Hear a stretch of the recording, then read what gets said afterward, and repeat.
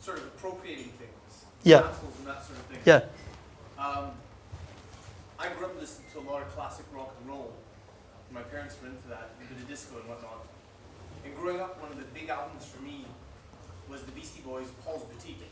Yeah. And I'm just wondering if that was an influence for you, or what you thought of that album in terms of sampling music. Well, it's just a question about sampling and Paul's Boutique and the Beastie Boys. And I got licensed to Ill, and that was the kind of, before the house thing, I was a breaks. You know, breaks was the kind of door into the deeper kind of record tigging thing. So I had electro albums and I had all the ultimate breaks and bigs.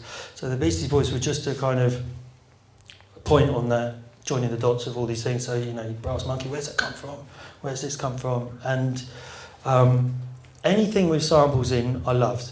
You know, Big Order Dynamite, Art of Noise, Beastie Boys, De La Soul, you know, people that do it right, it's just magic, you know.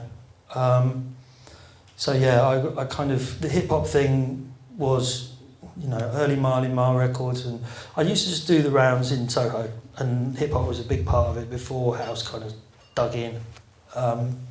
So yeah, I love it all, sample cultures. I really love the early English sample culture, which is kind of called plunderphonics and doesn't really have names probated to it. But it's, you know, that was an indie kids with samplers pre-house kind of 86 period, which was awesome.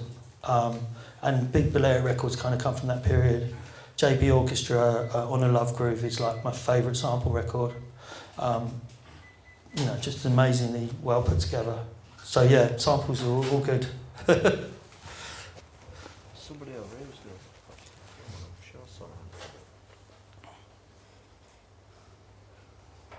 Can I say something? Yeah.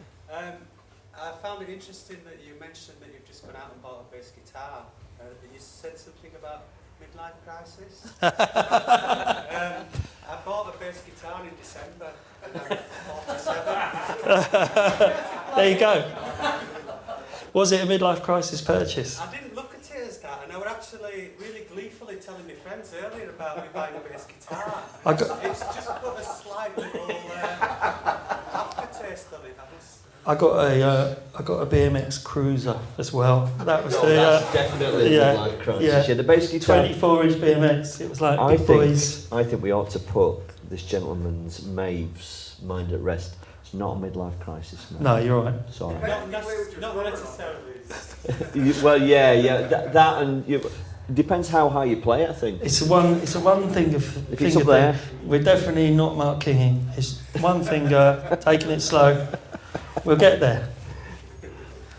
So what next then? What's remixing? You know, anybody who you know, ring the phone. I'm not I turn down loads of remixes. I'm pretty much, if I can find something I like in it, I'll crack on and I'll do the remix, and I love it. So there's loads of remixes on the table. I've been working on temples, which are I've been battling with that, but hopefully we'll get to the finishing post with that. Well, I am really curious with temples. Have they given you a remit? You know, we need a certain thing. We've got a certain demographic that we want to get to. No, but I've listened to the album and I know that what I can get away with. I think, and I think I've got to be pretty respectful of the psych aesthetic. I did a toy remix for Heavenly recently and kept it on a kind of kraut heard vibe. That, yeah. So, and it's just you want to.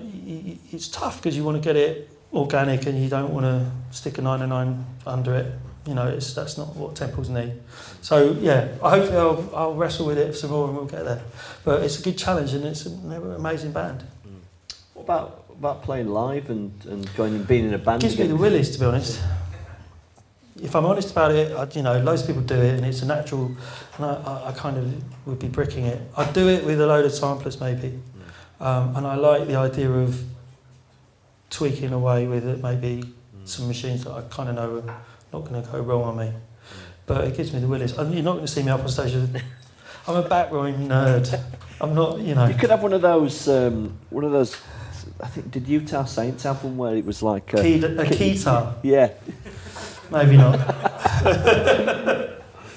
So, looking back on the journey that has brought you to here now, is there anything that you would have done different?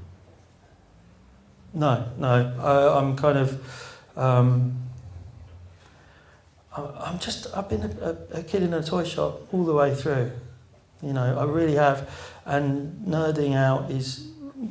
I've been able to spend a huge amount of my days dicking about with things I love doing, whether it's doing graphics, you know, in the studio, and with people I like, as opposed to record company wankers.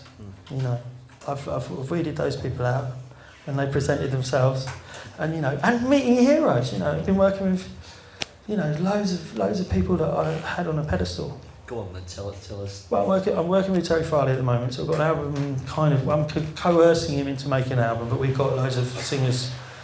And I worked with Robert Owens, so he was the guy on stage when I was 16. So me and Terry and Yam Who wrote a track with Robert, so, you know, it doesn't get any better than that. Man, you're blessed, aren't you? Yeah. Yeah. Leo, are you going to play some tunes for us? I'd love to, mate, yeah.